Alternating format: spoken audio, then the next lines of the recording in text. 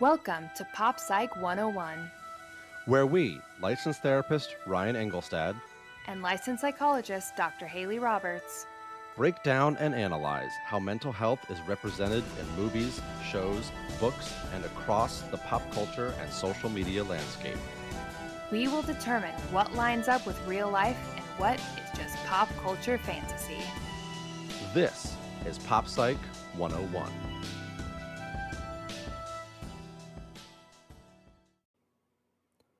Welcome back to Pop Psych 101. I am licensed therapist Ryan Engelstad, here as always with my co-host, Dr. Hayley Roberts. Hello.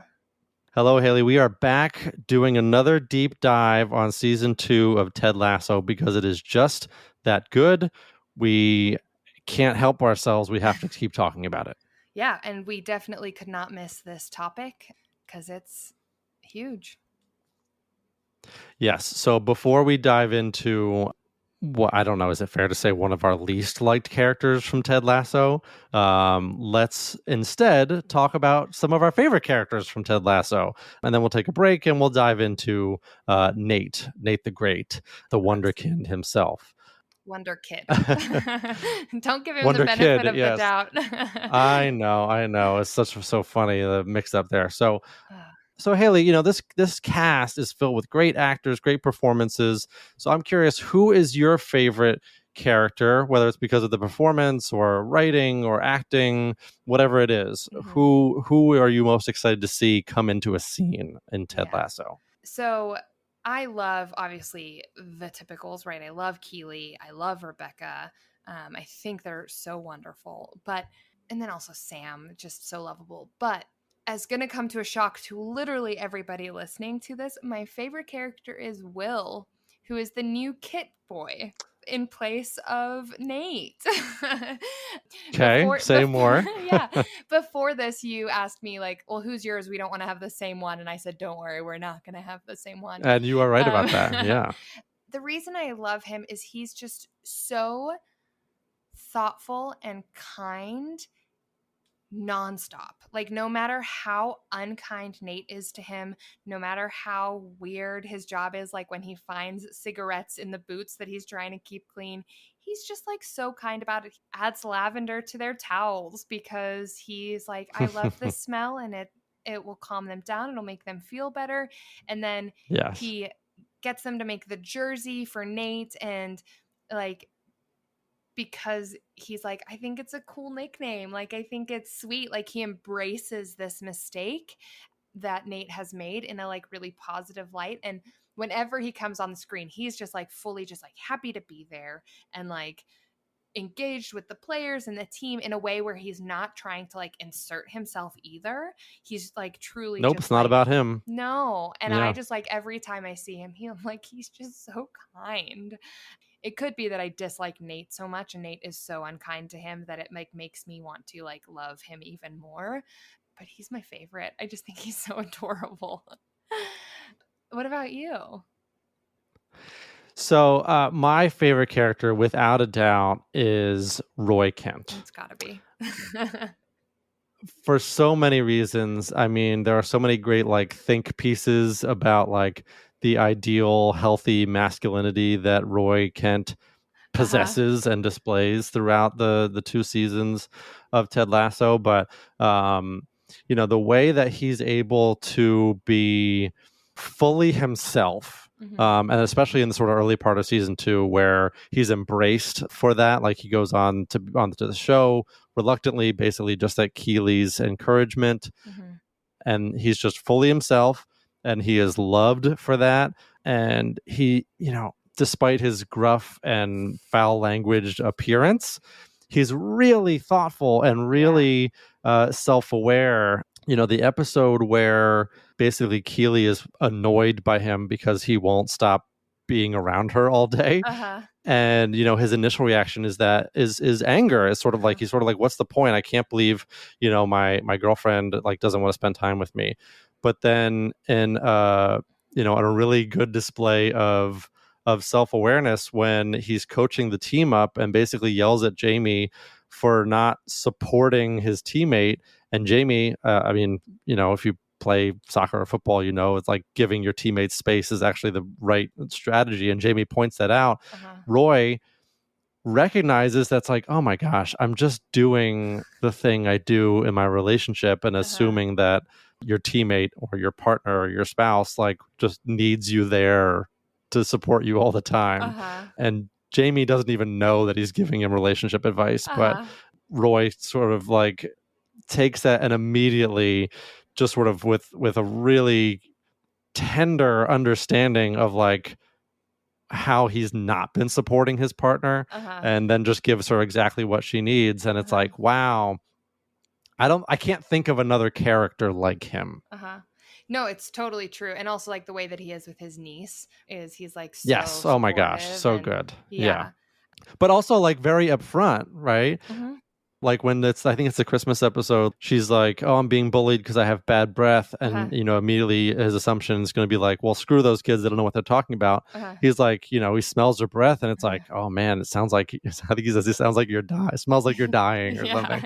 And it's like, he's very frank and upfront and honest with people. And I think that actually allows him to connect with people in a deeper way than they're expecting. So entirely. And I think it's a really good representation of how if your intention is kind, like if you are a kind, thoughtful person, the way that you do it doesn't matter as much. What is hard is letting people get to the point of getting to know you. But yeah, I'm definitely disappointed that it seems like they're planning for a Keeley-Roy breakup. That it seems like they're setting Roy up for the teacher, who she seems like a great fit for him. I know. But it also feels like they're kind of pushing Keeley back to Jamie, which is a little bit interesting. But I do love Jamie too, though. I love them all. Except well, right, not and all that's of them. I think a testament to the show. Like. Well, no, not all of them. So, in acknowledgement of that, we are going to take a short break, and after that, we are going to dive into Nate and all of the trials and tribulations and descent into the person that he ends up being at the end of the season. Yes. So stick around right after this break.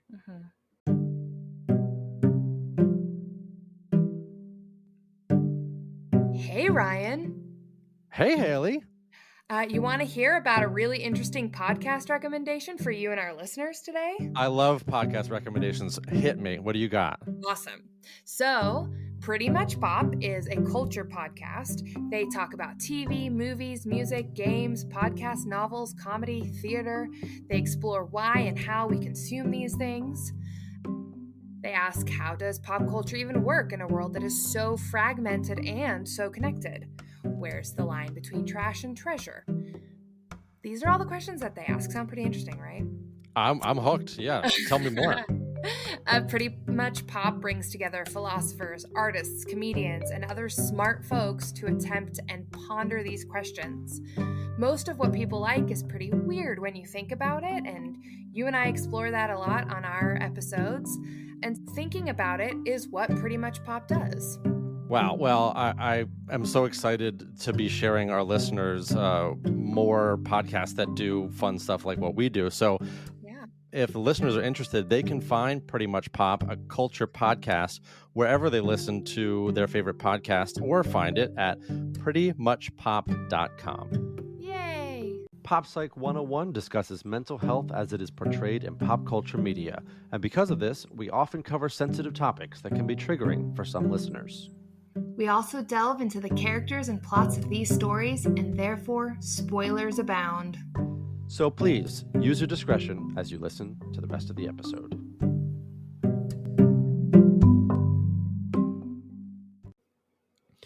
All right, Hayley, so we're back for season 2 of Ted Lasso, and this time we are diving deep into the descent of Nate. Who in season 1 is just sort of like a nice, plucky side character. He goes from, being the sort of person who just takes care of the clothes and the drinks and all those sorts of things to being, a respected member of the coaching staff. But we pick up season 2 and almost immediately we're noticing again this sort of weird dynamic between Nate and Will, your favorite character. My favorite. And Nate's just, it seemed like seemingly for no reason, just sort of really going hard on every single thing that Will is or isn't doing. Mm-hmm. Yeah. And I think most of the season, people are just trying to figure out like why, like what's Mm-hmm. going on here. Yeah. And to your, we were talking about this before we started recording this episode. We do get some hints of it in the previous season when Mm-hmm. it's like as soon as Nate feels threatened, right, Mm-hmm. or something that is sort of within his purview is being attacked or criticized, he is very defensive and reactive. And we Mm-hmm. see him starting to treat Will, maybe because Will is doing his former job with just sort of a really high degree of criticism. Yeah. Yeah. So at the end of season 1, I believe it's the last episode when Nate gets promoted to coach. They don't tell him because it's a surprise. And so he walks Right. in and somebody's already done his job. And so he freaks out at Will, like, what are you doing here? Blah, blah, blah. And it's because he thinks he's getting And freaks out at replaced. Rebecca. Yeah. Oh yeah, uh-huh. He does. He also he gets really aggressive with Rebecca as well. And so um there are these hints in last season that Nate's not going to be so wonderful. And what we see starting with Will is Nate is really unwilling to show others the compassion that he was shown. And so from day 1, Ted wants to know what Nate's name is. He wants to include him. He wants to hear his ideas. He treats him as a part of the team from day 1. And as soon as he becomes a coach, and now Will is in that position, he starts talking down to Will. He's not part of the team. He is awful and bad at his job and things like that. And what I think is interesting is he never once mentions that used to be his job.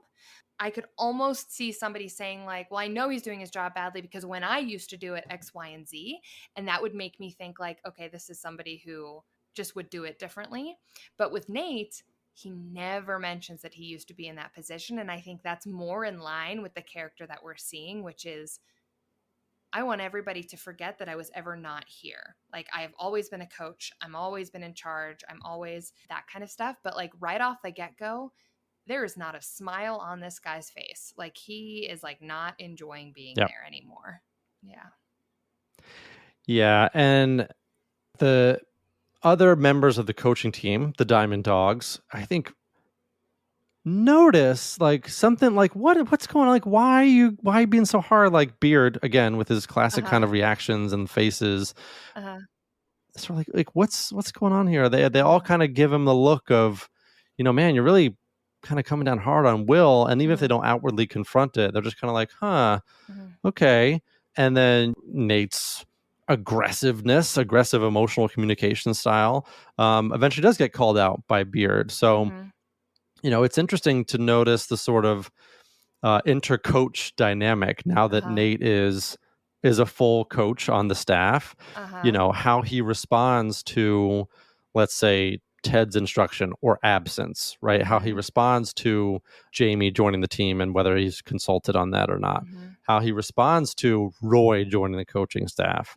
So we kind of notice this pattern of, and we could just sort of talk about it being Nate's ego is he's kind of got this very fragile sense of self that if it feels like his role is being threatened, he is going to aggressively try to reclaim it or defend himself in one way or another. Yeah, absolutely. It becomes pretty clear almost immediately. And think about how bad it must be. And it really is bad in the scene where Beard overhears him talking to Colin.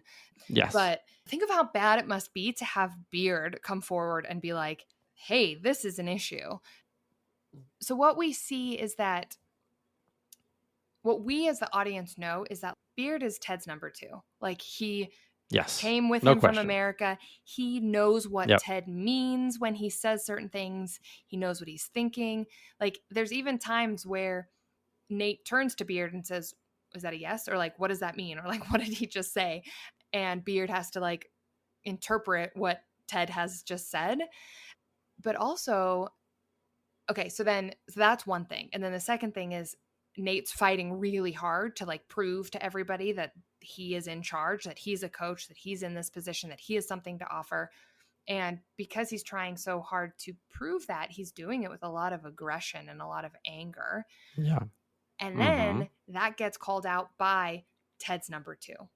Right. And so Yes. Nate wants nothing more than to be Ted's person. Right. And I think at the end, when they end up having a fight, he says something like, you used to make me feel special or something along those lines, Mm-hmm. or you made Yep. me feel like I was important or something like that. And so clearly he, like, before, when he was the important kit man, it was cool. But now that he's like the Yeah. slightly less important coach, he doesn't love that. And what he doesn't realize is that, like, Ted doesn't see him as less important than Beard. He sees them as equally important. He just has a different relationship with Beard. Yeah. But then we see it represented in that Christmas present that Nate gives Yes. Ted. So it's a picture of Ted and Nate, and he writes his, like, Christmas wishes over Beard's full body. And that is, like, such a direct thing of, like, I want him to be out of the picture, literally. Yeah. And it comes after he got that confrontation from Beard. So he's clearly being like, I don't like that this guy is here. And then I have, like, another issue with that picture, which is Mm-hmm. that's a picture of Nate's big moment. So not, and I guess it is technically a shared big moment, which is why Ted ultimately really likes it. Yeah. But what we know about Nate, when we see that picture, we're like, oh, you're giving Ted a picture of you. Mm-hmm. You're being like, hey, this is, be grateful for me. Look at how good I've done. yeah, Yes. like, your gift is about noticing me. And the Mm-hmm. part that's, like, so funny is he was like, you don't even have the picture up in your office. Well, what we as the audience know is that that picture is in his bedroom at home. So, like, Yeah. he At home. does hold Nate in esteem. Yep. But Nate needs it, like, proven to him Yeah. in a very specific way. And he responds very aggressively and then also very backhandedly, as we find out near the end of the season. Yeah. And we also get some clues to where some of this ego responsiveness comes from when Nate does have his best moment of the season, right? He saves the day after Ted has his panic attack / food poisoning incident, I guess, against Tottenham, and Nate parks the bus is the strategy where he brings all the defensive back and they were able to force turnover and score. And it's an amazing win for the team. And then Nate gets all of this publicity. He gets to be interviewed. He, which I thought was like the biggest warning sign, was like could not stop reading his mentions on Twitter. It was weird, but I think very emblematic of like what Nate felt like he needed was like this felt so good to see all these people complimenting him. And then, in the aftermath of that, him wanting the praise of his parents, right? So he's navigating, as we said before, like the assertiveness training to kind of, earn all of this progress and earn all of this praise. And all he really wants is to prove to his parents that he can get them a nice table at a Greek restaurant that they like. That it all comes back to that for him, is for his dad to be proud of him and impressed by what he's done. And the thing that his dad says after he's in the newspaper for being the wonder kid is humility. He says humility is not thinking less of yourself. It's thinking of yourself less, right? Yeah. So in other words, like, stop drinking your own Kool-Aid, and Nate's just incapable of doing that. Yeah. Well, and that, I think, is a perfect narrative of Nate as a whole, is he doesn't think very much of himself. So because of that, he's constantly questioning, what role do I play on this team? Am I important enough like on how this other team? people see him? Yeah. And he feels that the only way he can prove it is by doing more, right? Like, he's like, don't you guys ever want more power? Don't you ever want more say? Don't you ever? And they're like, no. Imagine we're this, imagine that. staff. Yeah. Mm-hmm. And I think that plays in with this wonder kid situation, which is in the beginning when the hashtag wonder kid phrase is being used to praise him and being used in a positive way. He is on board with that nickname. Like, he is like, hell yeah, that was funny, he, like, I'm so great. The minute those tweets start coming in, that's like, this guy sucks, hashtag Wonder Kid, like, what's he even doing there? Suddenly Wonder Kid becomes this negative thing. And Yeah. that's Yeah. the thing that switches that jersey that Will gets him from this like really thoughtful gift to him throwing it at Will and belittling him and being like, I think he says something along the lines of like, make your life a living hell or something like that. Like very directly aggressive and threatening. And Will comes around the corner. This is probably when I fell in love with him, but he like came around the corner just like confused and hurt and heartbroken and just like, I thought it was a lovely gesture and the team was behind it too. Um, and I think those two things really pair up of like when he makes the play, some play or other, Ted was like, yeah, we should definitely try that. And Ted walks out and he's like, he's going to take all the credit for it. And then when it comes time to do that play, Ted says like, well, this was Nate's idea. This was Nate's idea. This was Nate's idea. And Nate was like, oh, now you're using it because it's not working. And the thing is like, no, Ted was always going to say that it was Nate's idea. Yeah. But Nate has it in his mind that as long as things are going well, he's on board with them. As long as they're not going well, it's an attack against him. And it's because he's thinking about himself all the time. He thinks that everything that everybody else does is somehow attack on him because he feels attacked for some reason. And again, it's probably kind of related to his relationship with his dad. Like nothing that he does impresses his dad. Like when he ultimately gets the table, that's not impressive. Yep. Yeah. Well, yeah, and ultimately, we see this very odd behavior of him spitting throughout season 2 in the mirror on the field, and it's it feels like it's pretty clearly intended as this. Like Rebecca tells him she makes herself large, right? To pump herself up. And it feels like this is Nate's attempt to make himself large or make himself authoritative is like he, spits at himself in the mirror.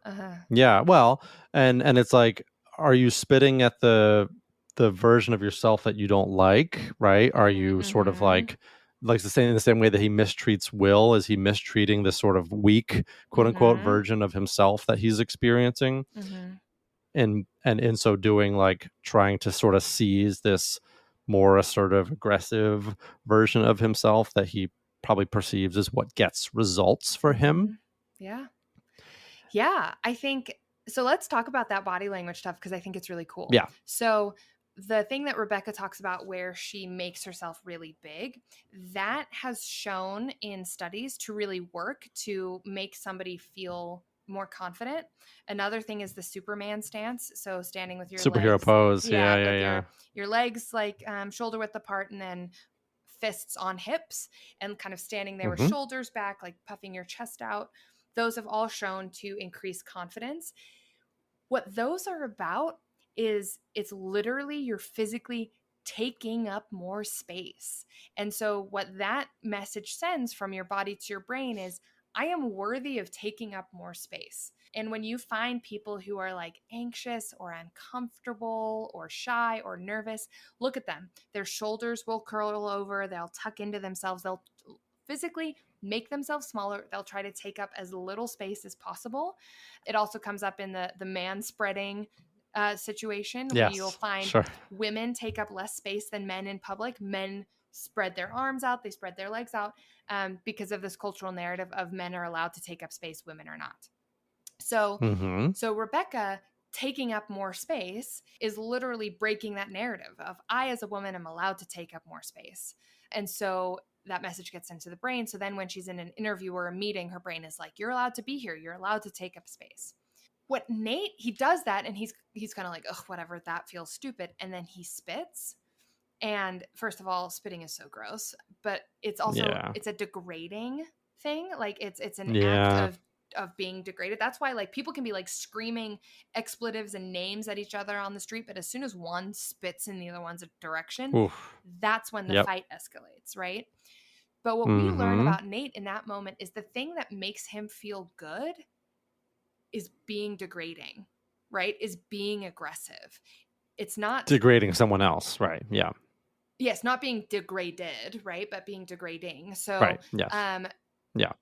because like he's the one spitting, right? And so, Yep. so what we learn is like, oh, what Rebecca is doing is she's feeling better by being herself more, right? Being in her body more. Yeah. He's Yeah. getting Yeah. power by acting out, basically. He's feeling more confident by acting out. And in the mirror, it's him that is like, it's his reflection that's the object of the acting out.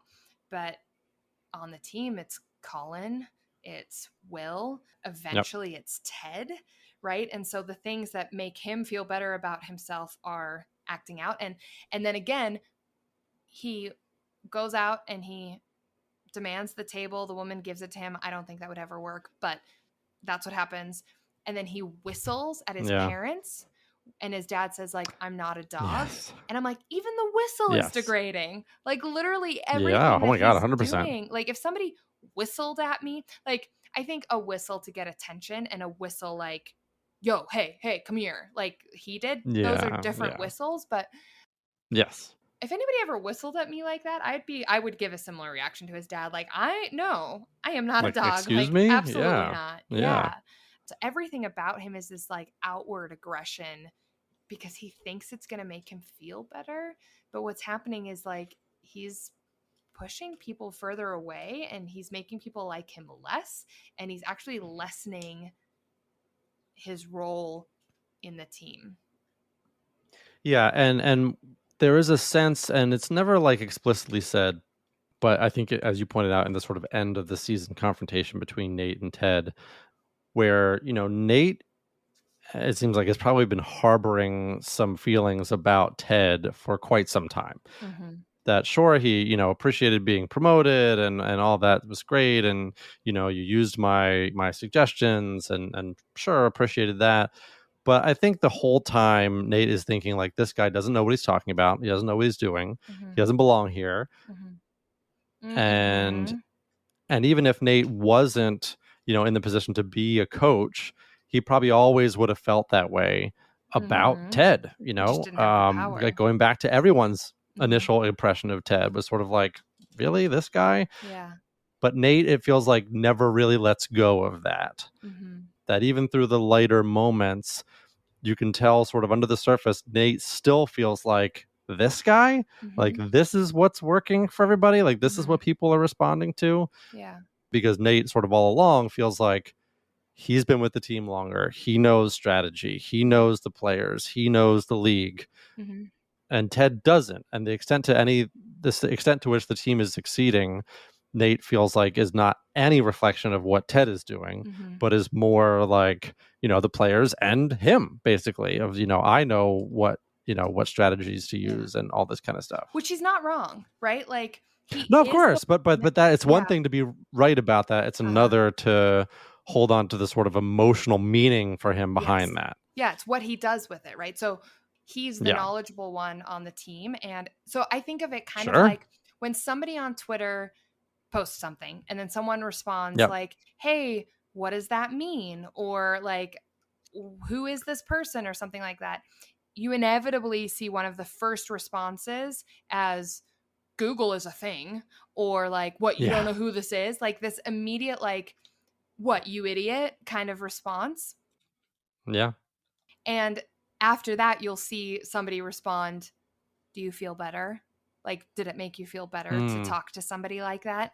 Yeah. And Yeah. like, go pick any like post on Twitter that has that kind of like post, and you'll see those kind of responses. And that's totally what's happening here, which is Ted doesn't know. He knows he doesn't know, but he knows coaching. He doesn't know soccer. He knows coaching. Right. He knows people. Yeah. And so he's a very good coach. He's got Beard to fill him in on what the rules are. Like that's why Beard is there. Yes. And then Nate is the one that like knows it even more than Beard because he's been around it his whole life. He's been in it for so long. But because Nate doesn't feel confident in himself, that's a threat to him. the way he feels powerful is by knowing more rather than being like, oh yeah, no, well, this is what the offsides rule is.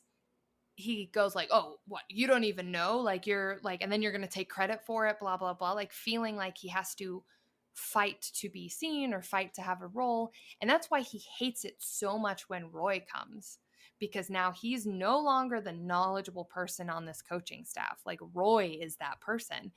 And so for him, that means like, oh, well, the only role that I had here for Ted was that I was the knowledgeable one, and then you brought Roy in. So what? You don't care about me? You don't care about me and my role?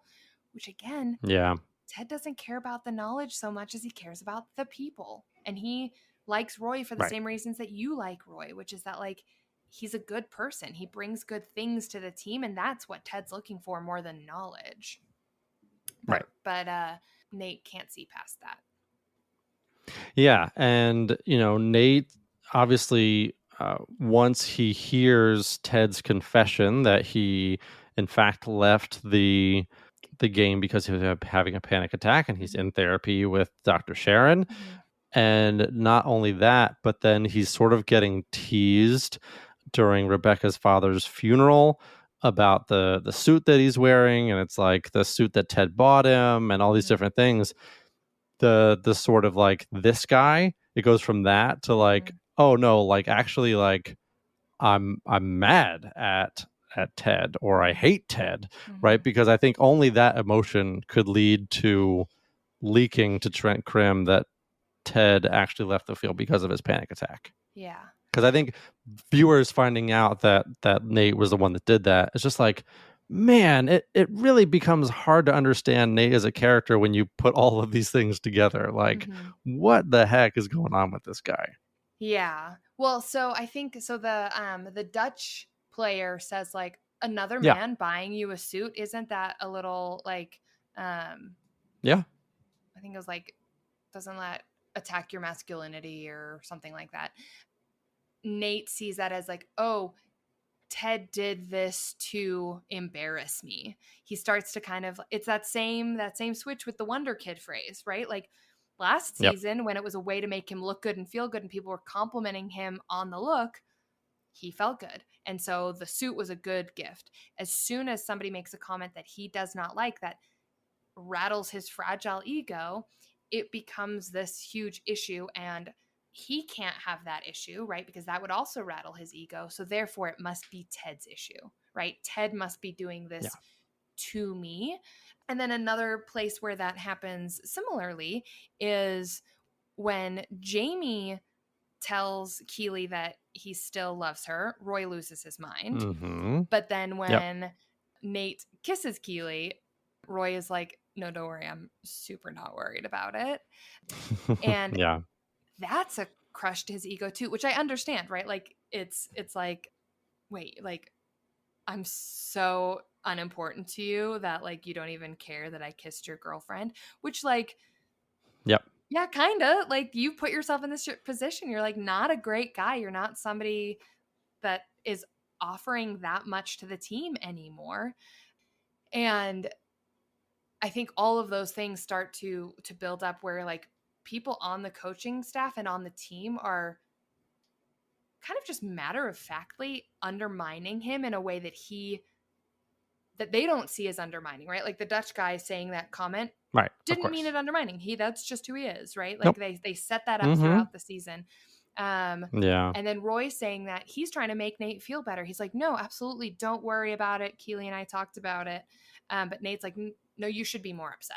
Like you should see me as more of a threat. And I think again that's a reflection, right, of Nate's feelings about himself. Like, I'm a terrible person. I can't believe I did this. Like, you should be as mad at me as I am. Like, you should want to hit me because presumably Nate wants to hit himself, like for as mad as he is at himself for having, tried to kiss Keely. So, it's again this sort of projection of like how Nate feels about himself onto other people, right? Onto Beard or onto Jamie, or onto Roy. And I think he and Nate kind of alludes to the fact that I can't remember where I saw this, but like the last conversation, the last actual interaction between Ted and Nate was like episodes ago. And all along it's been like Roy's been brought in and all these other things have happened to basically build up the team. Mm-hmm. And even when Beard accuses Nate, at least to Ted, of being the leak, Ted's mindset is just like, well, let him come to us, Mm-hmm. right? Let him apologize. Mm-hmm. And obviously that's not Beard's style at all, which is why Beard sort of offers to punch Nate in response when Roy decides that he doesn't really care to or not. Mm-hmm. So it's really interesting to see these interpersonal dynamics play out, because all Nate wants is really to be taken seriously, but in a very specific context, Yes. right? And when he doesn't get that, it's kind of like, well, screw all of you guys. I'm going to go somewhere else where I'll be taken seriously. Well, and what's so funny about it is that he is being taken seriously, right? Right. So, He just doesn't know. Yeah, exactly. yeah, Right. so Yep. Ted sees him as a part of the Diamond Dogs team. Like, he sees him as someone who has something to offer. And when, I don't know if it's every time, but like whenever he suggests something, Ted goes, yeah, let's do that. Let's try it. Let's see. Yep. But Nate wants to be the person on the front cover of the paper with the headline, Yep. with the, like he feels as though that's going to be the thing that makes him feel good about himself, or that's going to be the thing that's makes him seen, or that's going to make him a threat to others. And the reason why I say a threat is because like Roy doesn't see him as a threat, right? Like people don't see him as somebody that like they're in competition with. They're like, you're just someone who's here, and that's like undermining to Nate. And yeah, I think it speaks a lot to Ted that he is incredibly angry with Nate, because he finds out right away that Nate's the leak, because of course. Yes. Trent Krim tells him, basically. Krim. I kept on saying Ted Crimp, and I was like, neither of those are correct. Trent Krim, like, he tells Ted, like, he's like, I'm gonna let you know that this is the case. So Ted already knows, but his thing is kind of like therapy. Like, I'm not gonna do the work for this person. I'm going to let them decide what they want to do about it. And to the point where, like, ultimately when Ted finds the like ripped up believe sign on his desk, he is actually kind of confused. He like has a confused look on his face where he's like, I don't know what I did to you, man. Like, what happened? Yeah. Yeah. And he's, Nate's paired up with somebody who also believes that aggression and unkindness is a way to get ahead. And so that's a place where Nate feels more comfortable, right? He's like, I can hang out in this space. Yeah. Yeah. And, much like one therapy session doesn't undo, much like one pat on the back from his dad wouldn't undo, all of this emotional stuff that Nate has built up. It's no surprise to me that Nate never interacts with Dr. Sharon, because it's like, as far as Nate's concerned, like, he's not doing anything wrong. He is. Everyone else is doing the stuff. Yeah, exactly. Like, he's pushing for what he wants. He's, giving all the good strategy. He's becoming more assertive, all these things. So we could imagine that if anyone was like, oh yeah, Nate, do you want to meet with Sharon? He's like, probably be like, what for? Like, I could just see him what do you think is being wrong his with sort of me? answer. Yeah. Yeah, exactly. Yeah, definitely. And I think the getting paired up with Rebecca's ex, the way that I see it going is Rebecca's ex is looking for a lackey, which is really funny. Sure. But I think it's going to be in a way that he makes him feel important, which is super funny, because what Nate wants is to be seen as an equal, which is what Ted is offering him. Yes.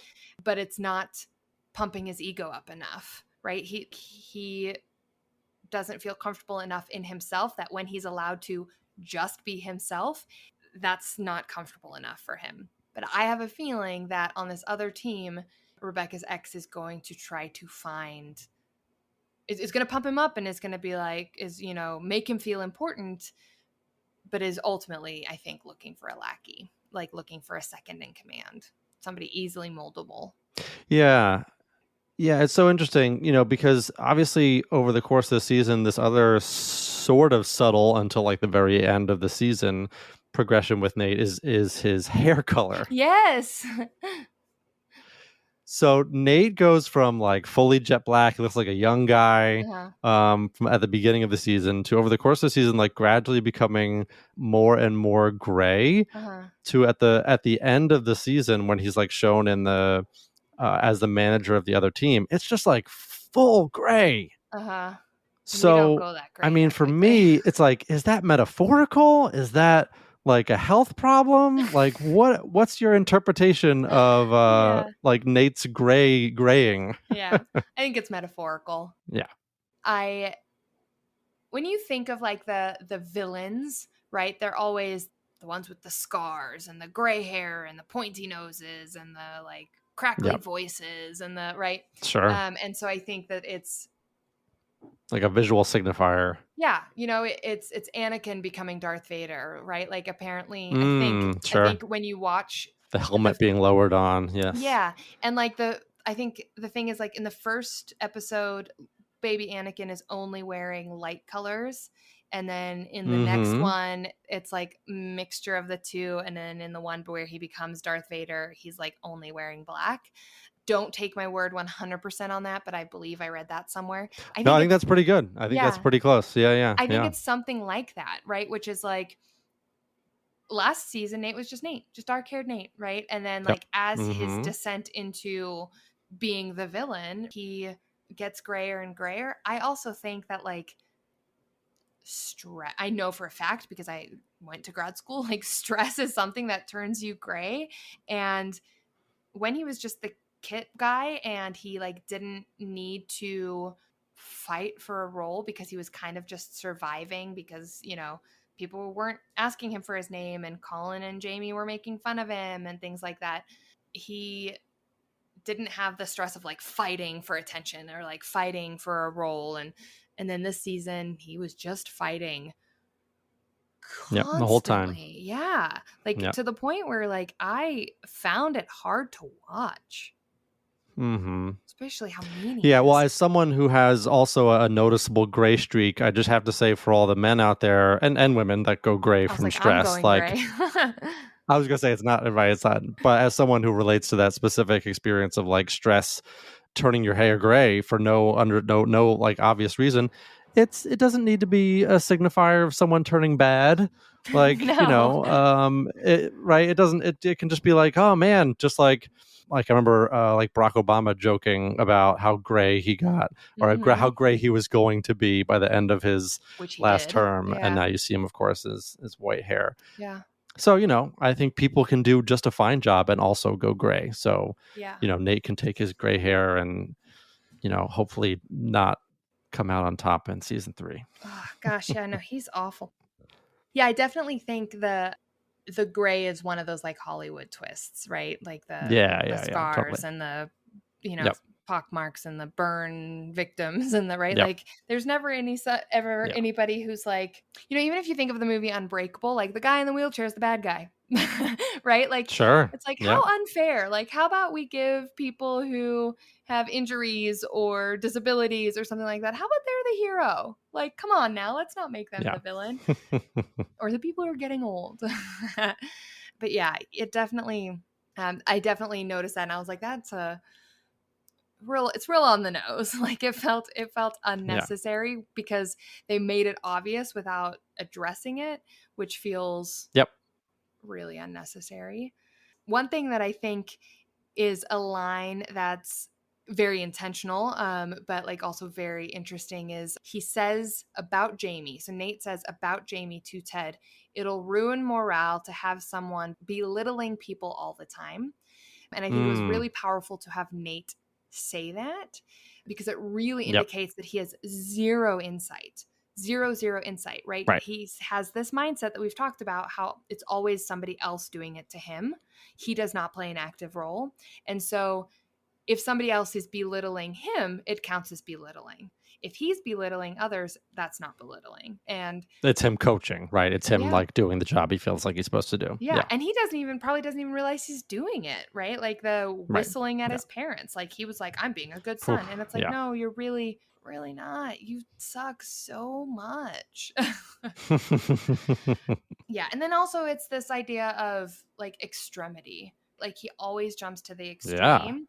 So when like Danny Mm-hmm. was having the yips, Ted comes out and he goes, "Do we have a problem?" And Beard just kind of nods, and then Nate says something along the lines of like, "It's not a tragedy, it's a mother effing Shakespearean tragedy." And it's like, it's not. Like, Danny's missing some shots. Like, we'll be okay. Like, we'll Yeah. figure it out. Yeah. But I think that Yeah. that's really, those two pieces are like really an emphasis of like, oh, right, he's going to take everything to the extreme. Like it's everybody Yeah. else is going to be a problem. Everything else is going to be a tragedy. He feels as though Danny not making shots is somehow a tragedy for him, A rather than personal being like, tragedy. Yeah. yeah, rather than being like, uh-oh, like we need to help Danny. He's like, this is a problem for us, a tragedy for us as a team, which of course it is. But like Beard and Nate and Beard and Ted and Yeah. Higgins are more focused on getting Danny the help he needs. All right, and that's why in some ways Nate is sort of a really interesting villain, Mm-hmm. right? It's because he is so different from Ted. Mm-hmm. And you see this moment of the team rallying around Nate multiple times, Mm-hmm. just sort of like accepting and so proud of him as a coach and apologizing and then celebrating the Wonder Kid jersey, like, Mm-hmm. and that's all Ted's influence, like Yes. creating this environment that's so emotionally supportive and self-aware that if there's a member who's out of line, that they respond to that with care and concern, Yes. not aggressive confrontation. And yet that's what we see Nate do time and time again. It's like, man, if this is Nate's style, like I feel like we're set up for season 3 for Nate to do some like real dirty, like sabotage type stuff. Oh yeah. Because that's, like that's what Nate does, is like someone's that's gonna sort get of like injured win at all intentionally. costs Yeah. mindset. Yeah. Yeah. And you could see him doing that. Yeah, 100%. So yeah, and I think yeah. another thing that, and we've kind of jumped around a lot in this episode because there's so many bits and pieces of Nate that intentionally it's intentionally not this like seamless growth. Like we've talked about it that way, but really what it is it's a bunch of puzzle pieces that you're continually putting together until finally you're like, oh, it's a gray-haired man. But the piece that like I really noticed, because this is a discussion that I've had with patients a lot, is that micromanaging is very frequently a form of anxiety. So and we like see seizing control because you feel out of control. Yes. Yeah. And so what you see Nate, and I think it's with Will. I didn't write down when I wrote this note down, but I think it's with Will where he's like telling him exactly how to do something, or I can't remember what it is, but at some point he's micromanaging, and Ted does the opposite, right? He says to Roy in season 1, like, if you have an issue with Jamie, talk to him. Or he like says to Beard this season, like, let Nate come to me, right? Like there's no micromanaging. It's letting people figure it out for themselves. And when he does like do a little bit of micromanaging kind of stuff with like Roy trying to get him to come coach, he's very obvious about it, which takes it away from micromanaging. Right? Yeah. And it makes it more just like, I mean, I'm just suggesting, right? But like in a playful way that they both know what he's trying to say. And so that's just managing, right? That's not micromanaging. But micromanaging, what totally it is that you as the leader does not trust that either you have trained the person you're working with well enough to do what they need to do, or does not trust them to be able to do what it is you need them to do. And so you're anxious about what that'll mean about you. You're anxious about how that'll come back on you, right? Because think about it. If someone in a different department screws something up and it has nothing to do with you, you go like, that sucks, right? Like you're like, ooh, yikes for them. You may offer support if you can, but if it has nothing to do with you, you don't interject yourself in it. So if you're hyper interjecting yourself in a situation like this, it's because you're worried about what it's going to mean about you. You're worried about how it's going to affect your flow, things like that. And we see Nate doing that a lot, trying to micromanage Ted, trying to micromanage Yep. Colin, trying to micromanage Will. There's a lot of like, instead of just letting people be themselves, he's like really judgmental and really trying to like control all the pieces. Yeah. Yeah. Yeah. So we can, we can try to have some empathy for Nate, but he's a really hard guy to want to support and want to understand. Like, we can kind of understand like where some of his stuff comes from, but at no point is it an excuse for the way he treats people. Yep. So yeah, understanding does not grant permission. that's right. Well, and I think that's why people react so strongly to him in this season, is like, even if we see the sort of breadcrumbs of like, yeah, sure, Nate has some insecurities, this and that, it's like, but man, what a, what a bad guy. Yeah, what a At the same jerk. time, it's like, Yeah. man. Yeah. So yeah. So, I think there's reasons for why people are maybe frustrated with his arc in this season, is because it just sort of, in many ways, feels so out of line with the show, the sort of tone that the show sets. But I think that's what they're probably trying to do, is sort of add to the next arc of that is going to be this show. Because I think season 3 is going to be the last season, unfortunately, of Ted Lasso. Yes, it is. Yeah. Which I think is good. I think it's smart when a show is has this kind of vibe to it. It's like The Good Place. Like, I think it's good to like end it before it you can't go on forever. Yeah. Yep. They don't have the story, the storyless lines that shows like Seinfeld or Friends had. They like actually have these arcs that, if they get overplayed, they actually lose their power. And it's such a good show, you don't want to do that to it. Right. Okay. So on a scale from 1 to 5 window tables, how accurate do you think this season and last season portrayed someone like Nate's growth or lack thereof in a situation like this? Yeah, so it's a tough one, because even though we don't like the way that it progressed, I do think that this is a realistic portrayal of how people's behavior and how their emotional regulation or dysregulation can evolve over time. Yes. Not that it's a good way for it to evolve, but that it's absolutely realistic, unfortunately. I've worked with people whose partners or spouses are like Nate, whose kids are like Nate, all these sorts of things, where it's like, oh man, I'm just having a really hard time connecting with him or understanding him or communicating with him. And it's like, yeah, there are Nates out there. So from that perspective, I do think it's pretty accurate. Yes. I think it's played up. Like, I don't think someone goes full gray over the course of one football season, but I do think it's not that far removed from reality, as sort of frustrating and sort of sad that is to watch someone, have this sort of emotional experience. Yeah. So because of all that, I am giving Nate's character evolution, probably like a 4.2 out of 5 window seats in terms of accuracy. I think it's, again, frustratingly pretty accurate for, how people can be negatively affected over time by the things that they get stuck on. Yeah. Yeah.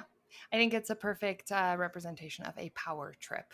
Yes. He was given a little bit of power and he really gets drunk on it and just wants more and more and more, and thinks that it'll make him feel better about himself, in a way that power doesn't make people feel better.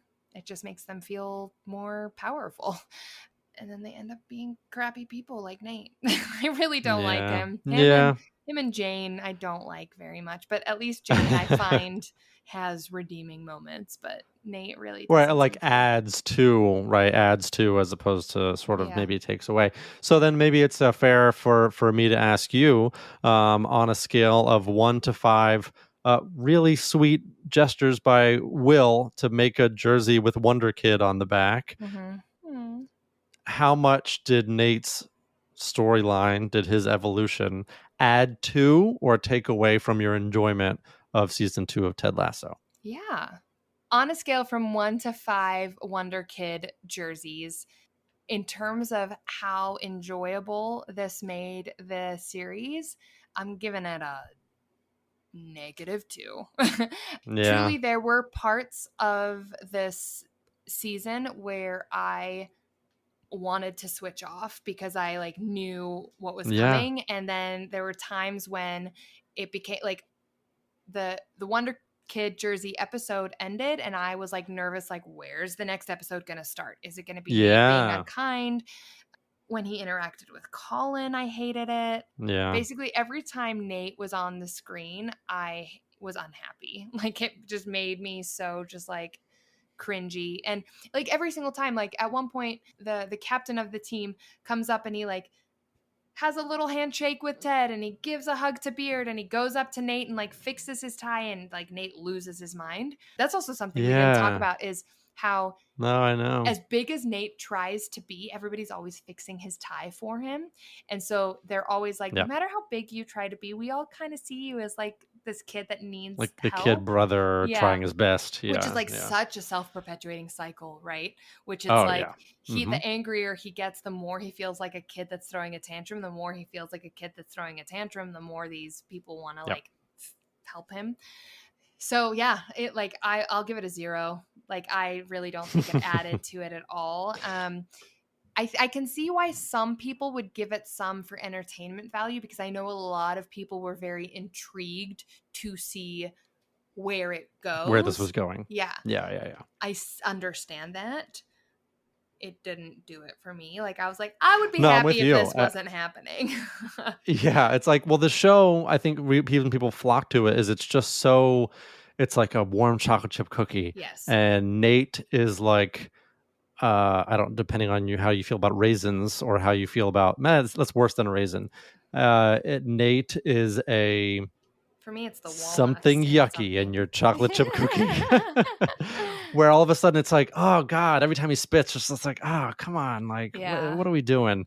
So yeah, so I'm with you. And I hope that the way they continue to evolve the character makes it something that sort of we can maybe appreciate or understand a little bit more in terms of how he's being used as a Ted Lasso antagonist. So and what's also really nice is that like he'll be on a different team, right? So we'll get to be like, okay, good. So it won't be you be he's this not person always over hovering. there. Yeah, like you're not this person to Colin and Will and like our loving people. Yeah.